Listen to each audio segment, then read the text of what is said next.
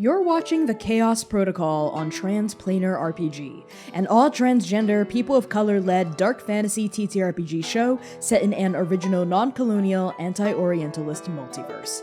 If you like what you see, please consider pledging to our Patreon to support the show and get access to a patron-only aftershow, early podcast episodes, GM notes, character sheets, and even the chance for your tabletop OC to cameo in our series. Thank you so much for watching, and enjoy.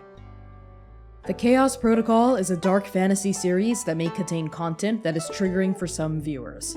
Content warnings for this episode include death of loved ones, blood, impalement, grief, vampirism, neck gore, romance, kissing, fantasy violence, complex relationships, heights, falling, gore, body horror, and references to eye gore and immolation. Arc 3, Episode 26. Against Dying Doom. From Praying Beside the Teeth That Killed Me by Connie Chang.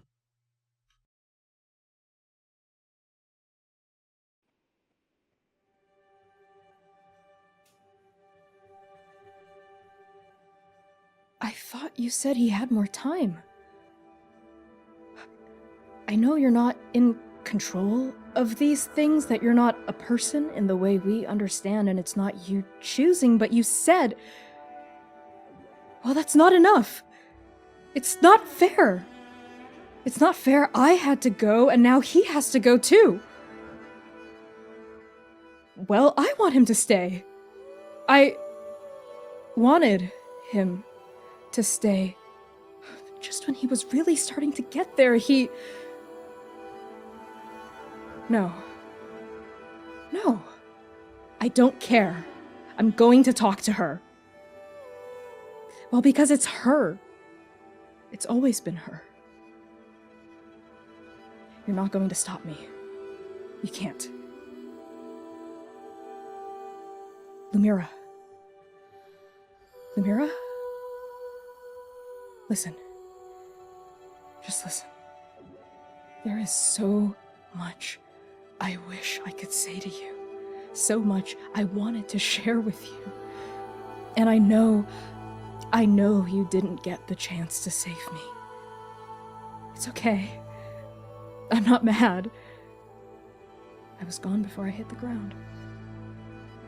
But maybe you can save him. Right here. Right now. Because it's not his time, Lumi. Not if you don't want it to be.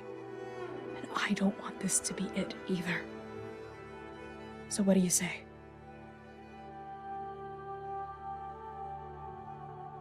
It's not his time. Lumièra, you are the first to see Seir, his body impaled by an iron stake, the unlife leeching from his chest. He's still here, barely, hanging on, but you know that this wound is fatal. There is no healing art that can staunch this bleeding, no medicine that can undo the cold, hard fact that a lance has cleaved his heart. We find you, standing on the banks of the Inferno River, this red water lapping inches away from the tips of your heeled boots. We pull in on your eyes, which have always been windows to your innermost thoughts, and what do we see? Pure, unadulterated beer. She's frozen almost in time, it feels like. And it's brief flickering flashes. It's Seir impaled on the river. It's Sing impaled in the wild sea, and back and forth until she can't tell what's actually happening right now and what happened in the past. It's almost as if it's a cycle of this never-ending hurt, this ending of a journey that she can't handle it being the end of.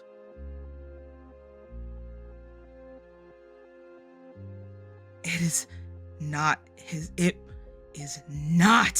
his time. He promised. I promised. It's not my time.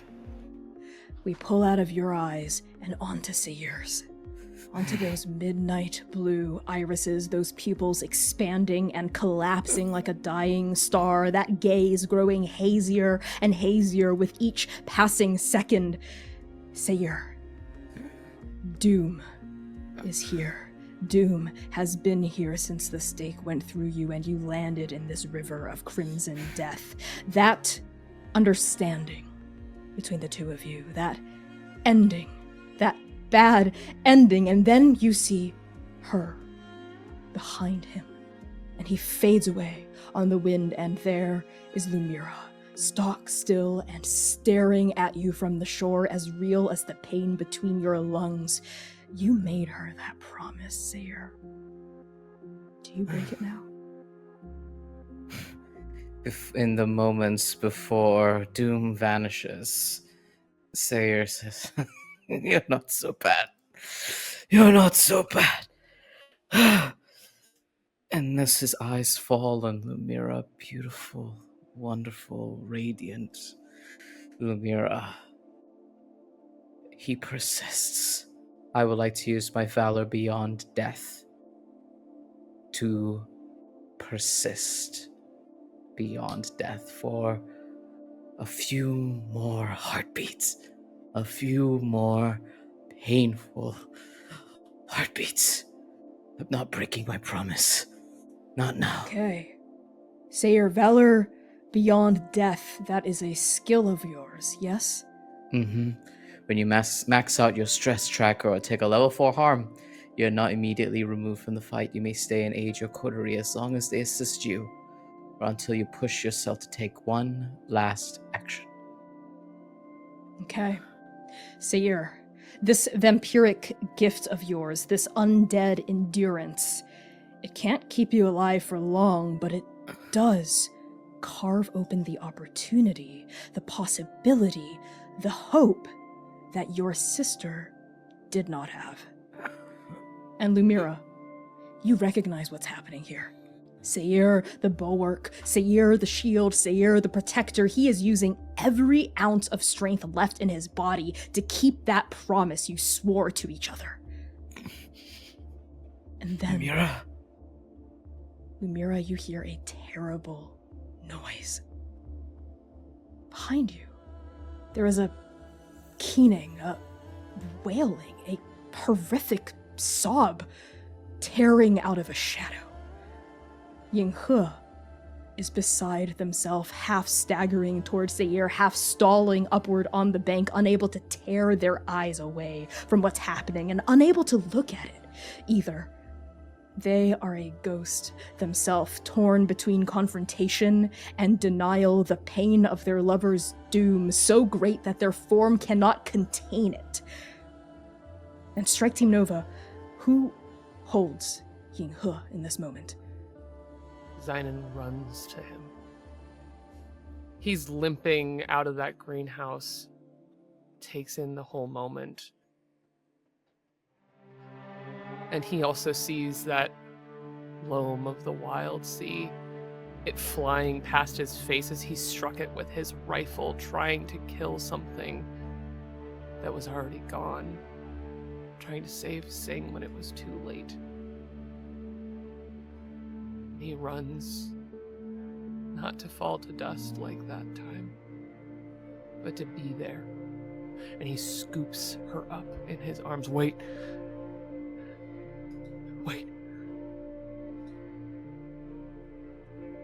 Yinghe stalls, staggers, their lithe form falling against your arms. Another wail rips from them that is then buried against your chest as they turn their face away from this scene. Push back down the shore toward you, Lumièra.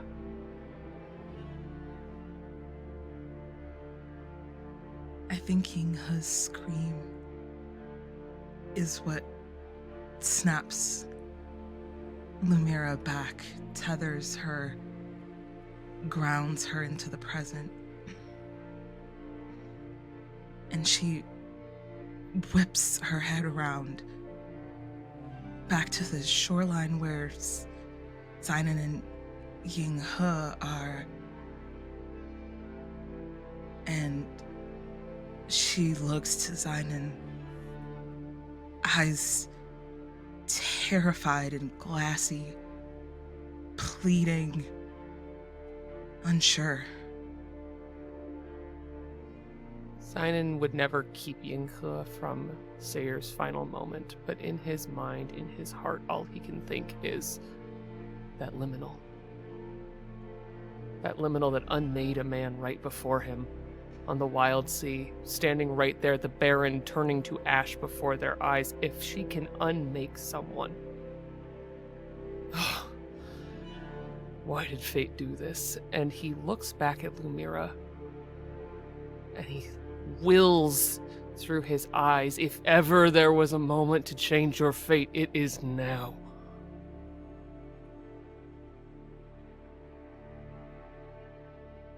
And almost as if she hears the words spoken in your head, she looks to Yinghe. And it's, again, that cycle, the wild sea all over again. Except this time, it's the outer body experience of watching Lumièra's face transposed onto Yinghe's. Watching one of the people she loves the most vanish right before her eyes.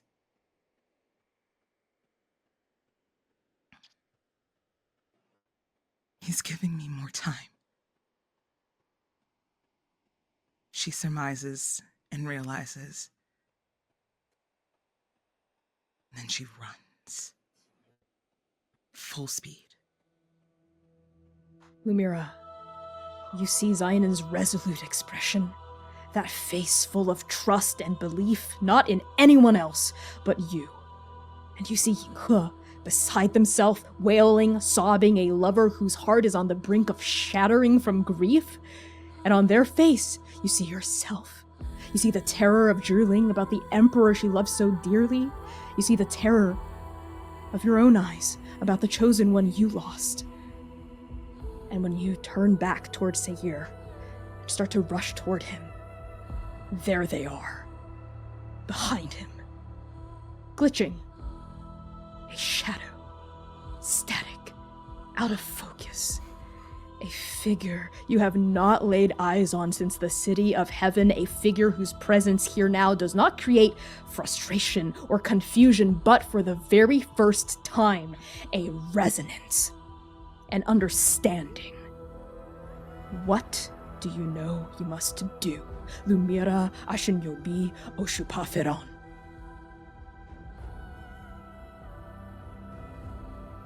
She sees a companion that she didn't realize she missed until right now. The Drifter. And she knows immediately what needs to happen, so she picks up pace, double time, sprinting to Seir, splashing through the shallow end of the water until she is directly over him, cradling their face in her hands. It's not yet. Not yet. Mira. He looks at you. He looks at you with a smile, and you will have it. And he looks at your eyes a little deeper this time. His pupils are blown out. Did I ever tell you that moonlight looks so beautiful in your eyes? You don't have to flatter me. And she cradles your head.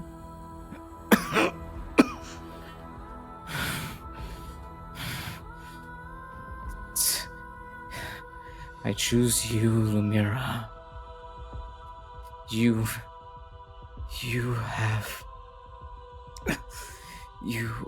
have all the ability and power. Don't cry. Don't cry, Mira. But I'm not enough. No, you're always enough.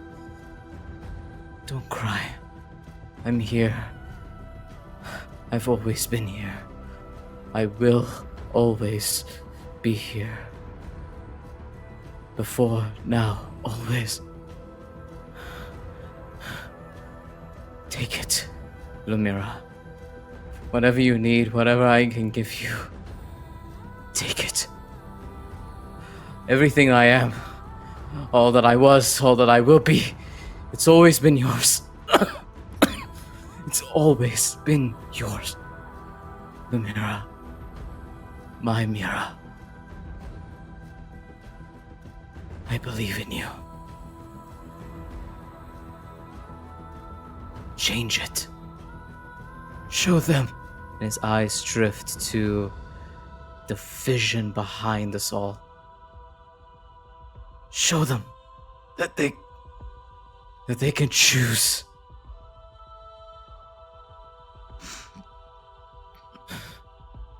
Lumièra hears those last words, and she runs her hand across the top of your head, cradling your head in between her hands, and you feel her nails secure themselves right behind your head at the nape of your neck.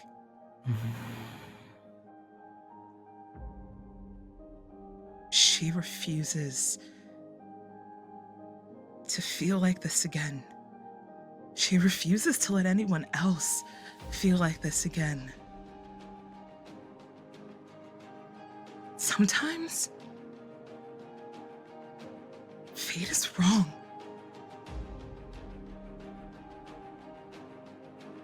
And with that realization, she knows exactly what it is that she needs to do. So she tosses her head back, looking up to the sky, almost as on second nature, as if she's looking for something else, another sign, but she realizes now that sign is her. It's this. It's the drifter. So her fangs retract, and she sinks them into Seir's neck. Lumièra, as your fangs sink into one side of Seir's neck, the drifter, moving in perfect synchronicity with you, sinks their fangs into the other side of their neck, and the two of you drink. And as you do, you hear the drifter speak to you in that garbled, static, blood-filled voice. This is the only shot you have to get this right. So do it now. And Seir, as you feel your own dying blood bubble up to the sides of your throat, you almost feel a second set of fangs pierce the other side of your throat. You almost hear a gurgle of static, a whisper of crimson words. And in this moment, Lumièra, as Seir's blood flows into your mouth, down your throat, and into your veins, and Seir, as you feel your blood being drained out of you and replaced with something else, a kind of cold but also deeply warm resonance, in this moment, doom and time embrace. And the two of you see snatches of the other's past, no, your own past, intertwined in a confusing but also clear mess. You are seeing through each other's eyes. You see yourselves running through a mountainous jungle, feeling joyous and powerful and free, the ocean glimmering on the horizon. You see yourselves place sparring with Sing, laughing and shouting as you wield wooden swords. You see yourselves recovering in the med ward, a big, scary, clinical space pink eyes peeking out from behind white curtains. You see yourselves training your body to the brink, sweating and scowling, wailing on a punching bag twice your size. You see yourselves in the engine room, aboard Storm Chaser, placing your hands on a pulsating mechanical heart. You see yourselves in the Manticro's nest with Xainan Esch, feeling guilty about saying something cruel to yourself. You see yourselves in bed with Drooling gazing softly into the gentlewoman scholar's eyes. You see yourselves stuffing divine coins into your mouths, feeling hunger gnaw deeper into your stomachs. You see yourselves studying in a library of Inferno University, surrounded by your fellow graduate students. You see yourselves learning new recipes for Anugata. You see yourselves living together, passing each other in the apartment, kissing your cheek, having your cheek kissed, and now, the present. Feeding on, being fed on.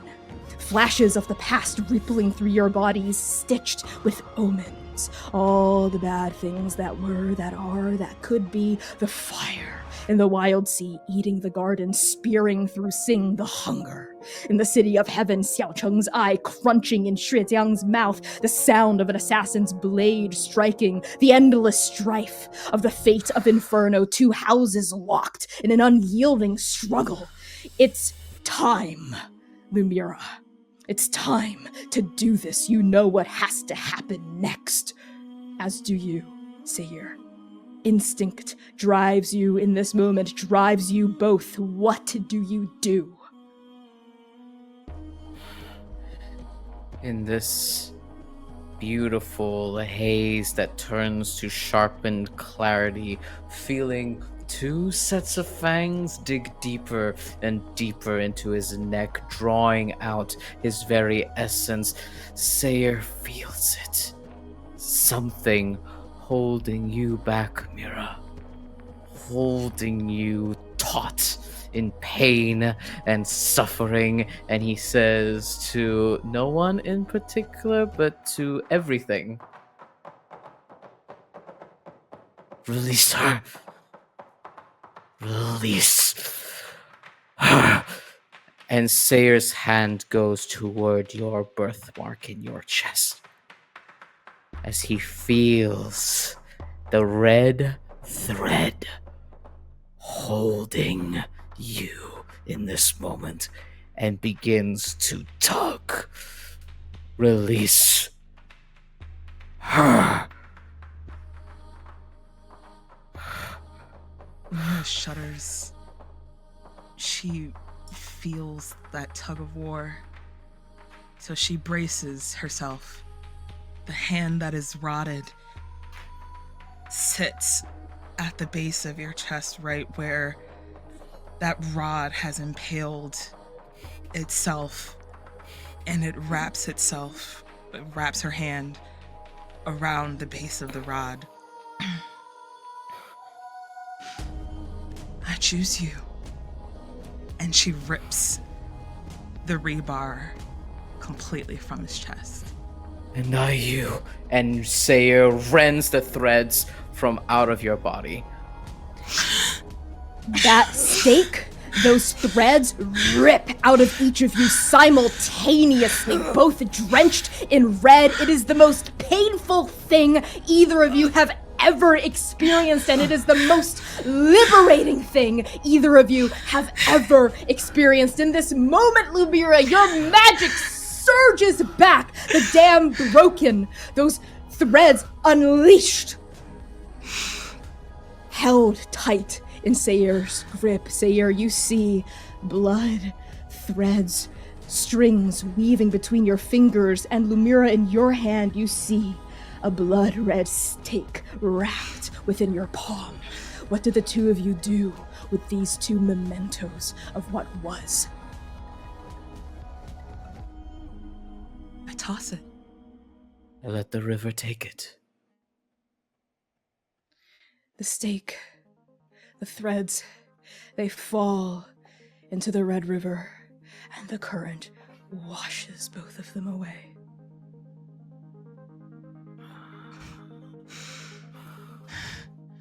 Lumièra is panting, desperately grasping for breath. She can barely fill her lungs as if her lungs have forgotten what it was like to draw full breaths of air. And she just stares at Seir. He stares back. Wide, full of shock, awe, gratitude, relief. And she cradles your head in her hands. Again, full smile. She kisses you. And Mouth Seir covered. reciprocates. And you can taste your own blood on her mouth as she He kisses does. In this haze of impulsivity, he stared into your eyes, only seeing moonlight. On a moonless night, all he sees in your eyes is moonlight. Until you press your lips against his, Seir feels his stabbed, wounded, scarred heart beat again, flutter. And as you hold your hand in his hair, he holds his at the base of your cheek, pressing a gentle thumb over it. As he murmurs your name that he has loved since the day he met you, into the kiss. Mira. She places her hand over where the rebar was in your chest, placing her right hand on the exit wound on the back. And you feel your skin sinewing back together. Almost as if it was reversing in time previously to when you were not impaled. You did that for her. He places his other hand over your birthmark, tracing the wound he made in your chest. He has no gift of healing for you, but what he does have is the removal of your ending, the thing that would cage you. And he places his palm against your chest, holding you steady as you unwind time itself, changing our fates. You did that.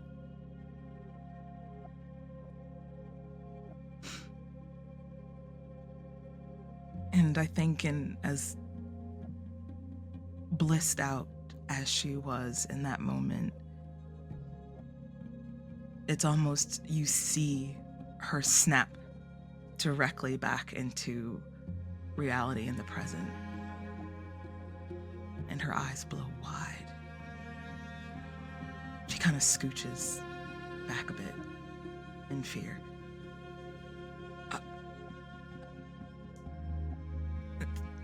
I'm sorry.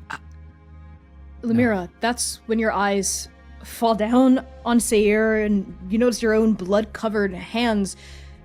Blood-covered hands? Underneath the crimson slick of one of them, something's changing. It's no longer withered and rotted. Before your very eyes, you're seeing a new color come back. How is it transforming before your very eyes as you feel your magic flood back in?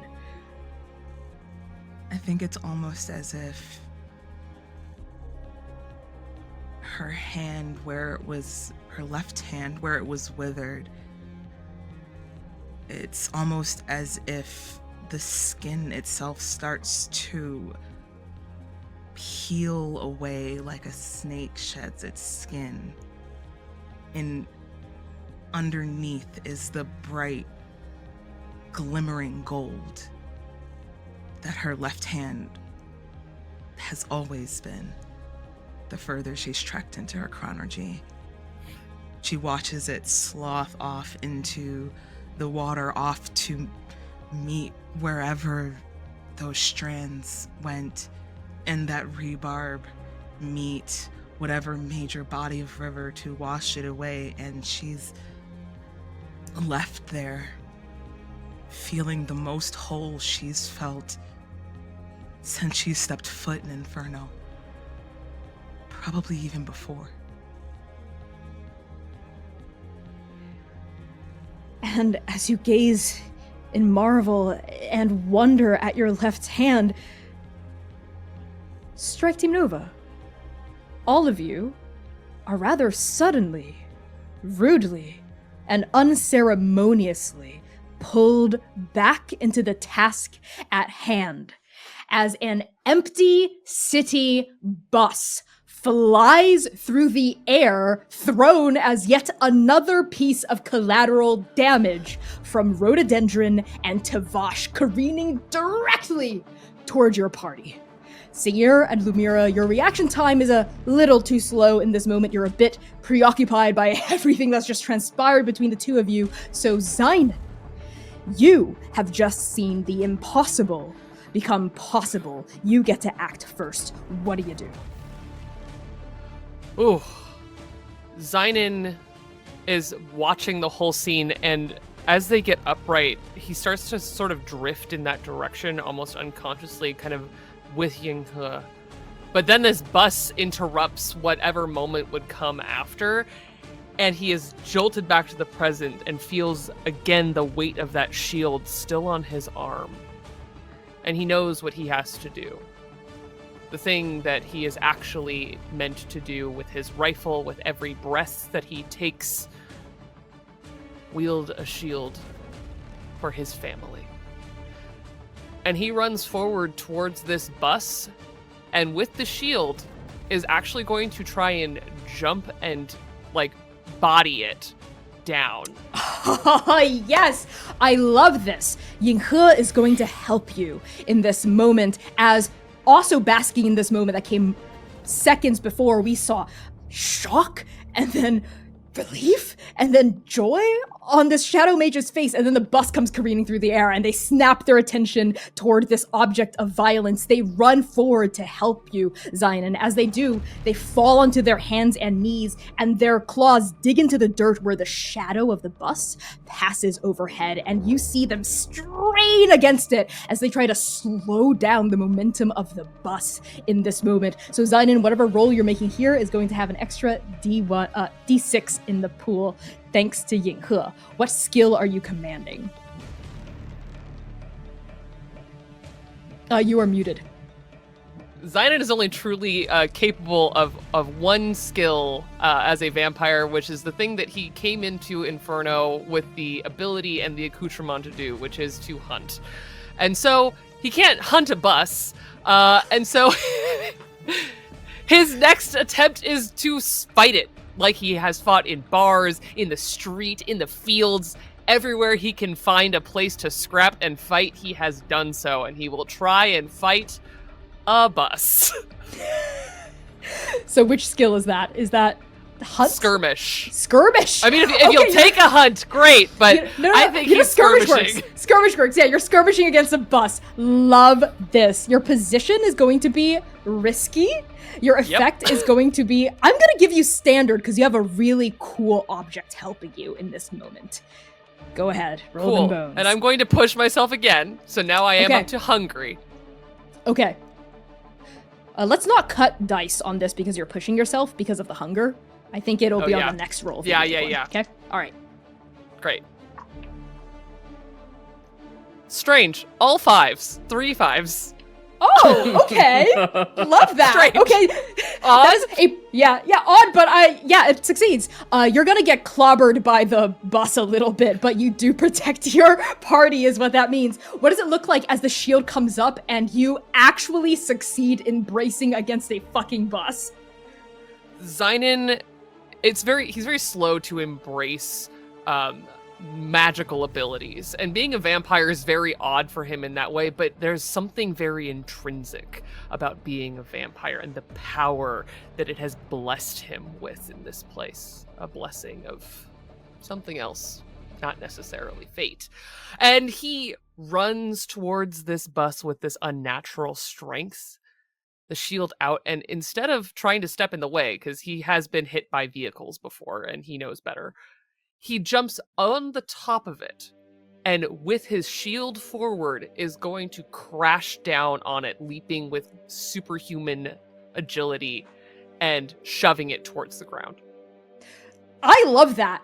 Helped by Yinghe, who slows down the momentum of this bus, you leap on top of it, use the shield underneath you as a brace, and we hear a crashing of metal, screaming glass as this bus pummels into the riverbank, is thrown off course away from Lumira and Seir, and you riding the bus, it slides half in, half out of the shallow end of the Red River.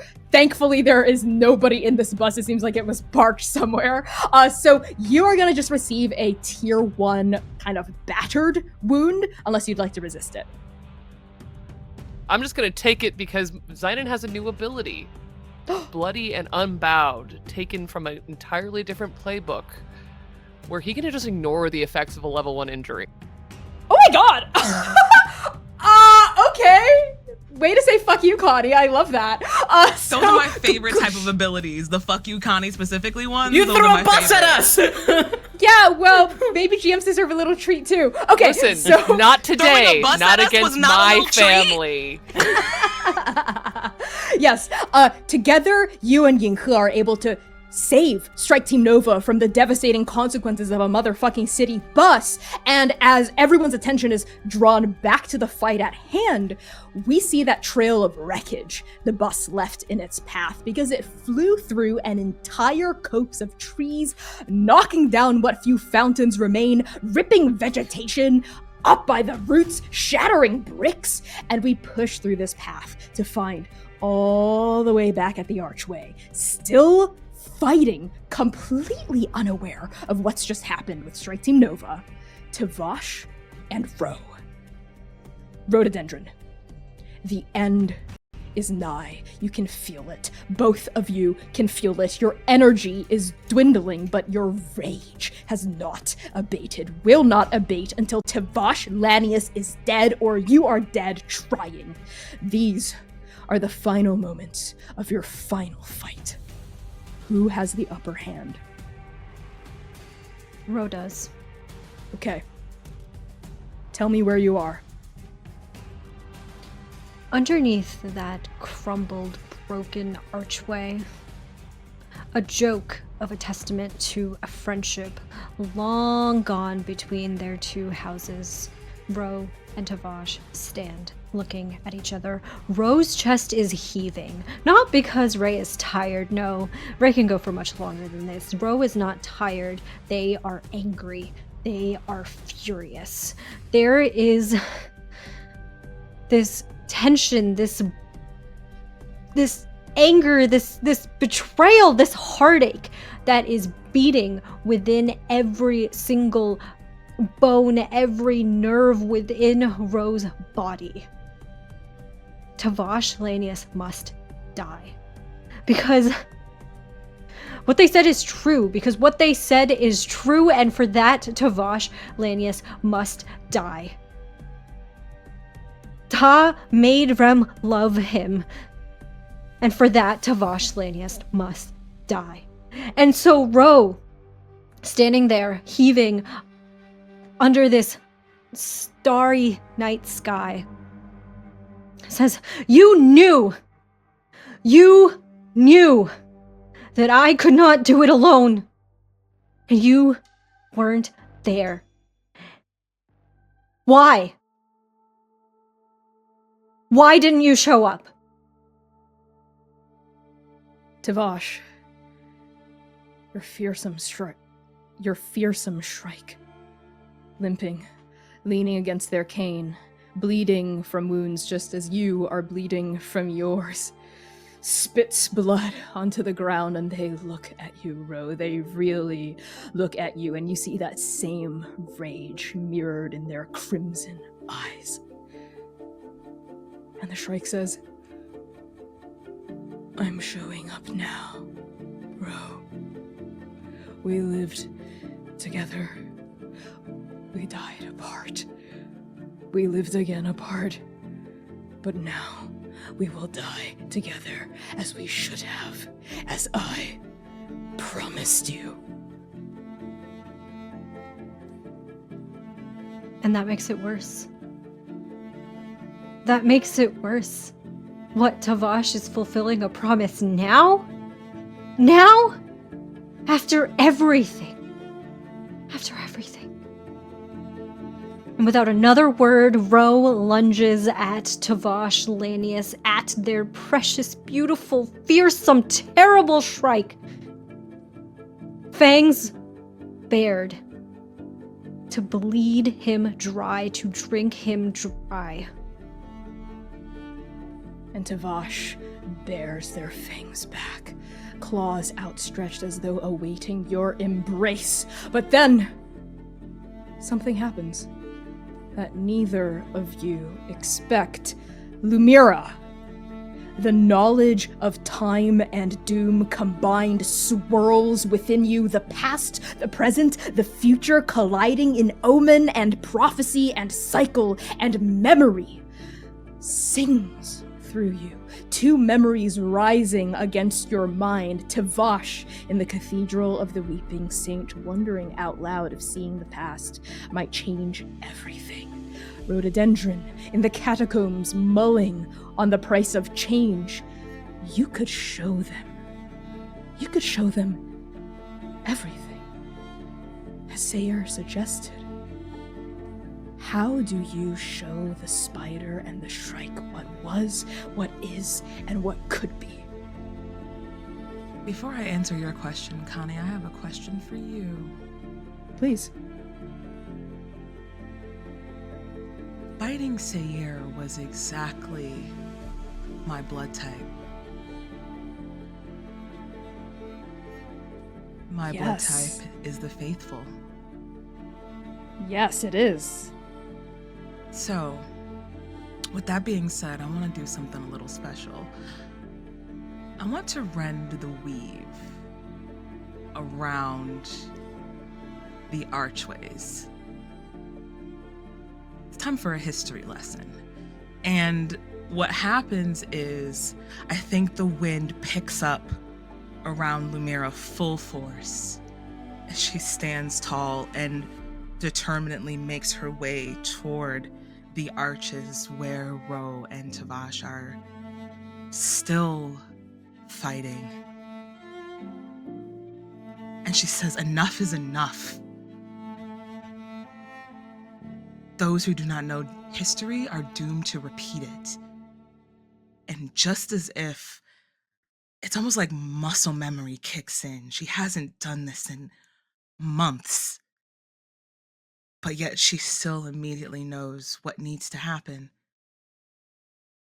She fixes her fingers, crafts the liminal around both Ro and Tavash. And just briefly, she holds her hand up and flicks. And she sends the liminal with them both through the archway. Tavash and Ro, the two of you are shunted through the air as you collide with each other. Some greater force pummels you. Underneath the broken, blasted stone of your ancestors' archway. And as soon as your bodies pass through the threshold, as you're flying through the air, you're no longer here. In fact, you're no longer you. You see, as does Lumièra, as does Seir, as does all of Strike Team Nova, a vision of the past, a vision of an inferno still young.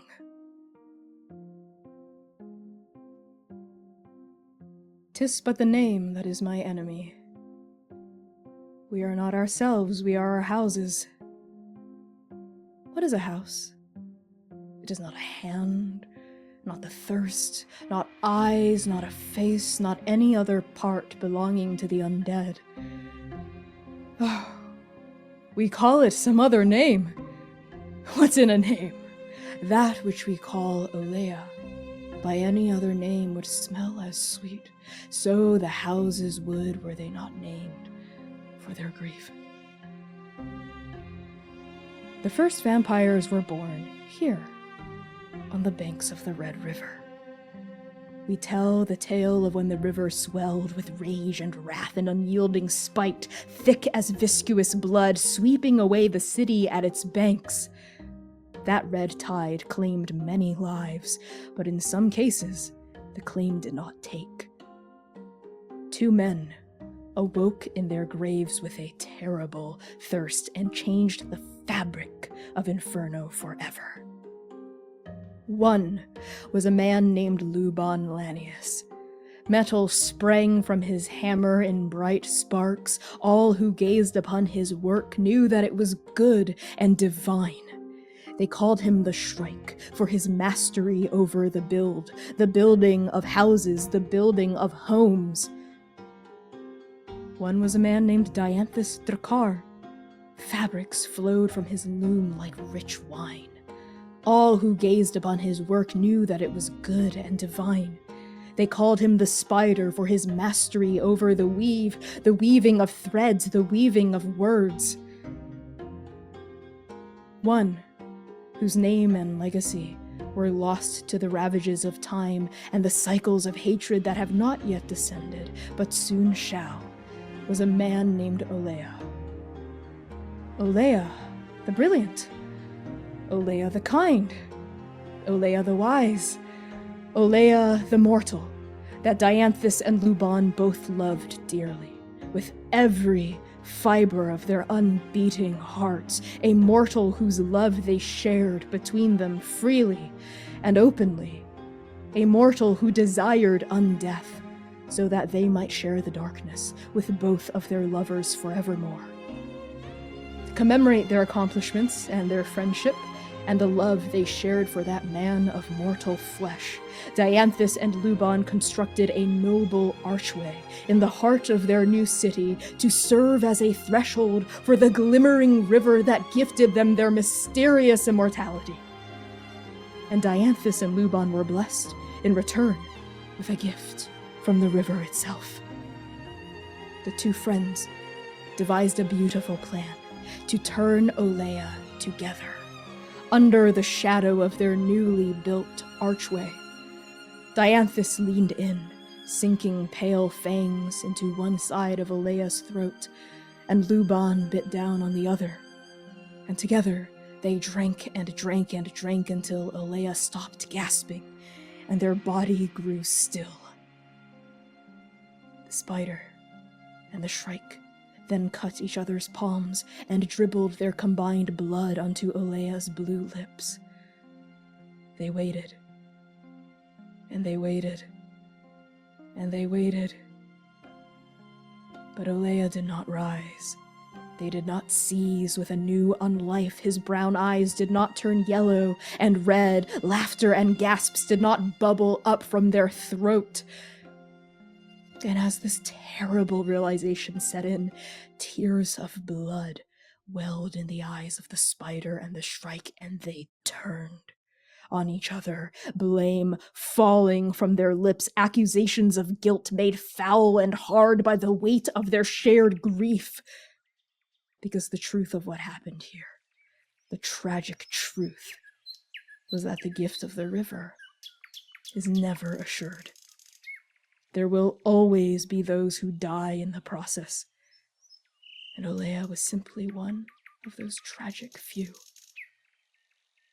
But Dianthus could not abide that. It must have been Luban's foul blood that corrupted the ritual, and Luban accused Dianthus of the same, and here, underneath this archway, over the body of their fallen beloved, these 2 survivors of a terrible tragedy turned on each other with fury and fang and blood.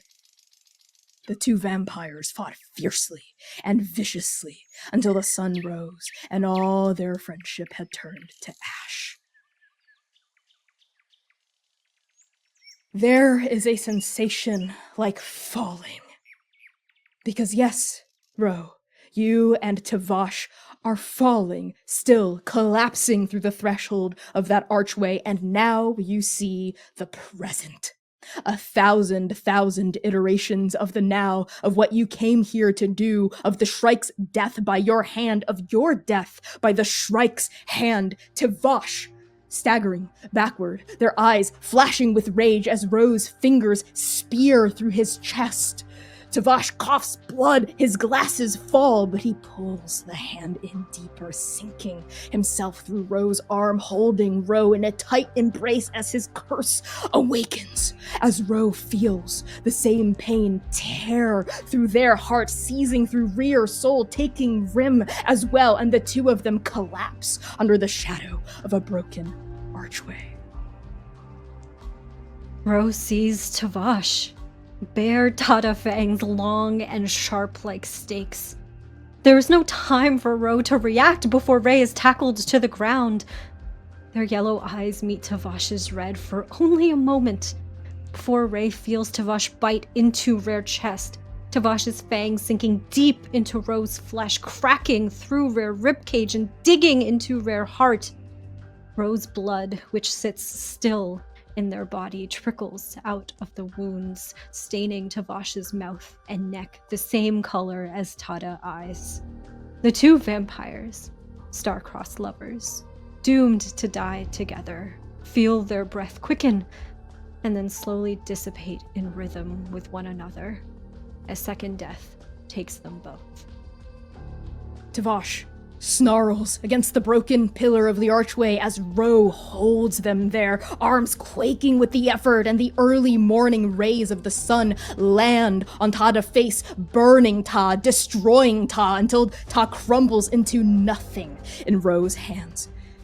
And then Ray start to crumble as well into ash, into mist, into dust.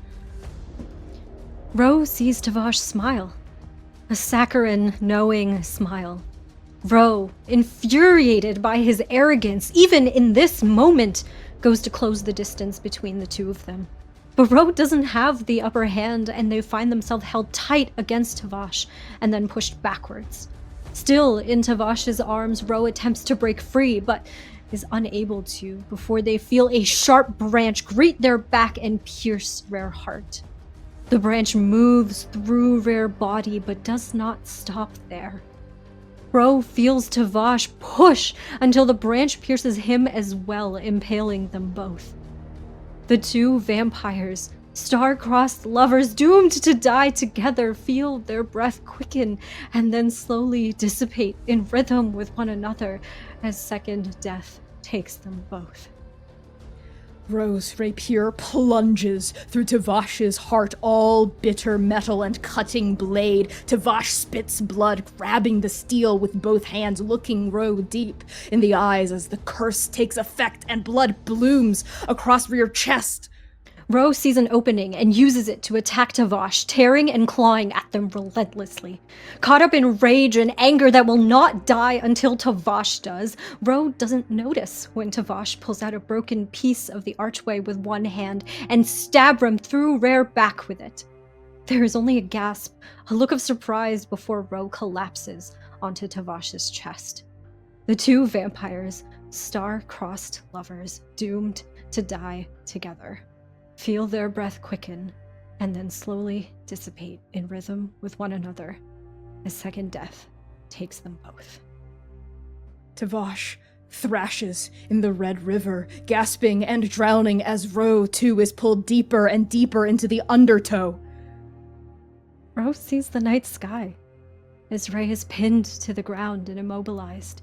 They feel Tavash's claws dig into their chest, a makeshift stake to end both their undead lives once and for all. Tavash falls from a skyscraper, breaking against the ground, and Ro follows behind like an echo. Ro sees the grass and the ground beneath them as they fall. They hear a break and feel a tugging at their boots before a sharp pain overtakes them. Ro lies in the grass, bleeding out with the heel of their boot stabbed through their heart, a makeshift stake to end both their undead lives once and for all. Tavash kisses Ro as Tada body seizes with poison and rear body seizes beneath Tada lips. Ro feels the cold, smooth metal of a fence as they are thrown against it, impaling them. Tavash crumples beneath a broken pillar of the archway, reaching out for Ro as Ro falls to their knees. Ro feels the rough, hard edges of the stone as they are thrown against the archway, impaling them. Tavash is a flame, and Ro is a flame. Ro feels the coarse, jagged bark of a tree as they are thrown against it, impaling them. There is a sensation like falling. Because yes, Ro, you and Tavash are falling, still collapsing through the threshold of the archway, and now you see the future. 1,000 iterations of what shall be, of what will occur should your destined deaths come to pass. We see Willow kneeling in front of your grave, a noise heaving out of her that you recognize at last. That same terrible sound from the night Astor died. We see Yara in her warehouse alone, all of her instruments destroyed, all of her notes shredded and set aflame. We see Aditi sitting on the roof of a skyscraper, staring at Inferno with empty eyes, a woman shattered in spirit and soul. We see Diablo alone in his shop, head bowed, face cast in shadow, incense lit in front of photos of the both of you. We see Yara at Aditi's feet, dead. We see Aditi at Yara's feet, dead. We see Willow at Aditi's feet, dead. We see Anugata at Yara's feet, dead. We see Toyin at her daughter's feet, dead. We see Tingsing dying by Toyin's hand. We see Diablo dying by Aditi's hand. We see Diablo dying by Willow's hand. We see Diablo dying by Yada's hand. We see Diablo leaving Inferno for good. Over and over and over and over, Aditi and Willow, elders now, locked in the same collision of violence their children were decades ago in the place where this archway used to be. We see Yada and a new Shrike, older and vicious, locked in the same collision of violence their forebears were in the place where the archway used to be. We see hundreds of faces we don't know, eyes and fangs flashing, all of them lunging for each other's throats. But no matter who we see, no matter who kills and who dies, the same thing happens. The cycle breaks you. The conflict never ends. And Rhododendron and Tavash, after Rhododendron and Tavash kill each other, the fate of Inferno is sealed. There is a sensation like falling. Rhododendron, you and Tavash collapse onto the ground, finally, gasping, reeling from this waterfall of memories and what has been and what shall. Both of you saw 1,000 lifetimes, 1,000 omens, 1,000 possibilities flitting through your mind in the fraction of the second that it took to fall through the archway and hit the ground. And you both know, in your heart of hearts, that what Lumièra showed you is the truth. It is the truth of the past. It is the truth of the present. It is the truth of what might happen in the future. Rhododendron, how do you reel? Ro lays on their back in the rubble of the archway, looking up at the stars, still breathing heavily from everything that they had seen. And I think that the only words that pass through Ro's lips are the names of all of the people that would be affected by this. They think and they say, Diablo, Yada, Willow. Slowly, like a mantra, like a prayer, they list off the names one by one after the other.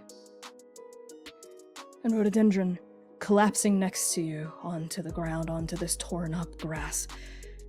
Swash, Lanius, similar lips, similar names falling from their lips. Aditi, Diablo. And these two vampires, these star-crossed lovers doomed to die together, the two of you feel your breaths quicken. And breathe out. As second death does not yet take you both. And we're going to end the session there. Thank you all so much for tuning in so far. Woo!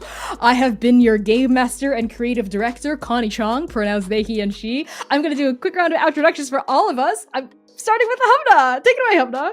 For a second, I thought you said that you were gonna like introduce us for us, thought and I was like, too. "Oh, I was that's like, different." Okay. Hello, everyone. My name is Hamnah. I use any and all pronouns, and today I have been Rhododendron Thakrar, who has seen the past, present, and future. Do you know how wild that is for a person? Do you understand? No. That's a lot. Anyway, I am a TTRPG performer and producer. If you like what I do, you can follow me all over the internets at Lilith TTRPG, though Blue Sky is the best place to follow me. That's where I'm most active. One thing I do want to plug is through my multimedia production studio, Tender Vicious Studios, we have a new actual play out right now called Laurie's House. We just released episode 2 on Thursday, so you have a lot of time to catch up. It's only 2 episodes. Go listen to them. Kai is our GM and C is our dramaturg. So if you like the work of the Chaos Crew, honestly, you'll probably love Laurie's House as well. It's a different vibe, but from the same wonderful, amazing, talented folks. So please go check it out. It's gay. It is about timey-wimey shenanigans and memory and imperfect identity. Or what? Imperfect memory, identity, and community. So yeah. My brain is not working, clearly. Val, would you like to take it away from me? Absolutely. Hello, everybody. My name is Valiant Love Wins Dorian. I use he and his pronouns. You can find me all across the internet at Valiant Dorian or at Odds of Spirit Bear. Please enjoy that lovely treasure I just set you on.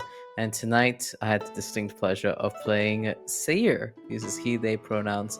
The boy, the son of doom, who died and lived again. Passing it over to Pop, the basher of buses.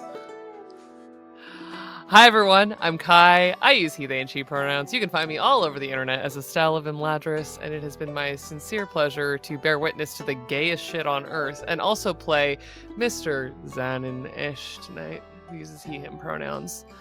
And speaking of, I'm going to pass it on over to the chronologist of Start Team Nova, Samm. That's right, baby. You heard the chronologist. We're back.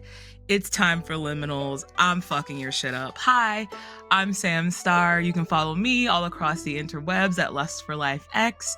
I played Lumièra. What else is there to say? Take us home for the night, boss. It's a me, boss. Wow, tonight really was love wins and also love loses at the same time for like very different reasons, you know what I mean? So thank you all so much for tuning in to this incredible episode of the Chaos Protocol. Wow, I'm blessed with the best cast ever. If you enjoyed what you saw here tonight, please consider leaving us a review on Spotify or Apple Podcasts. We have a lot of reviews on Spotify, which is great, but even if you're a Spotify listener, consider hitting those 5 stars on Apple Podcasts, because that's important too. You can also join the Discord server, where we're close to hitting 1,000 members. It's not like a thing we typically advertise, but that would be cool. Or you can post about us on social media. That always helps. This all supports our creator brains when we are on the verge of burnout. It also helps us continue to reach out to sponsors whose money and support helps make this work possible. Before we leave, we are going to be rating TTRPG GIFs. Wait, they just went offline. Oh no! We're going to be rating someone really cool right now. Our producer's figuring it out. Thanks, C.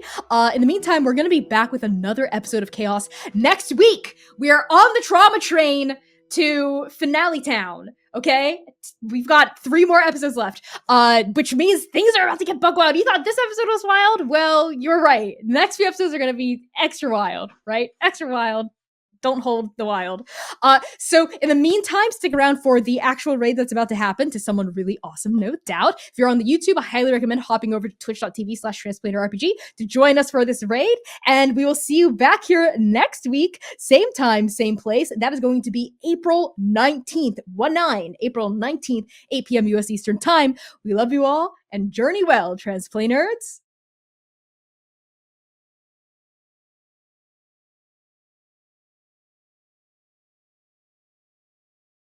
Howdy, Transplaners! You know what time it is. It's sponsor Connie time with a word from Hero Forge.